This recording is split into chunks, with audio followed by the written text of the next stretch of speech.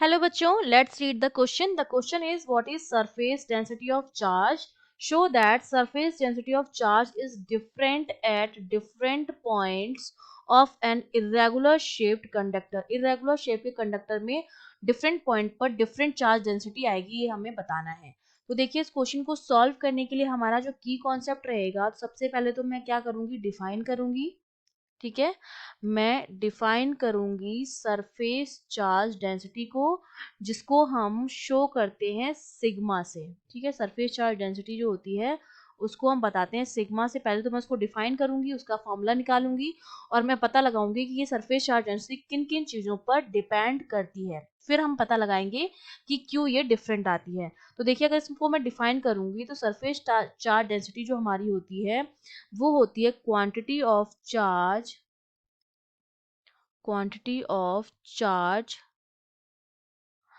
Per unit area. ठीक है, per unit area. तो इसका मतलब मैं इसको लिख सकती हूँ, सिग्मा जो मेरा हो गया वो Q अपॉन A के बराबर होता है. Q हमारा होता है कूलाम अपॉन एरिया होता है मीटर स्क्वायर.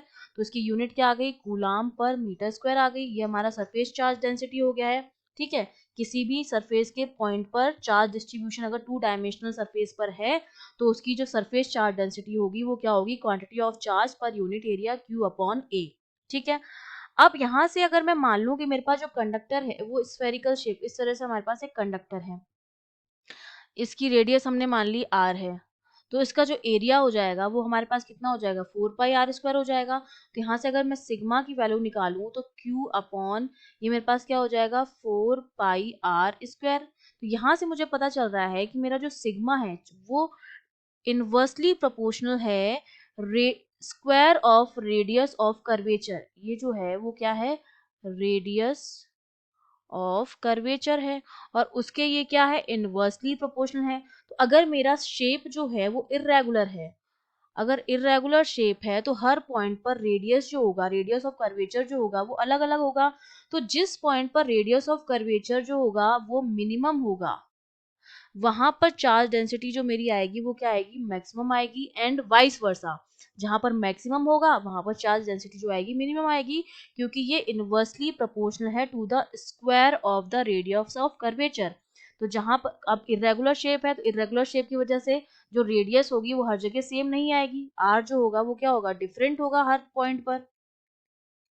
और अगर आर डिफरेंट होगा तो मेरा जो सिग्मा होगा वो भी डिफरेंट आएगा, क्योंकि सिग्मा आर पर डिपेंड कर रहा है. तो जहां पर आर मैक्स होगा वहां पर सिग्मा मिनिमम होगा, और जहां पर आर मिनिमम होगा वहां पर सिग्मा क्या होगा, मैक्सिमम होगा. इसलिए हमारा जो चार्ज डेंसिटी आती है वो डिफरेंट आती है डिफरेंट पॉइंट्स पर, अगर शेप इरेगुलर है तो. I hope you understood well. All the best.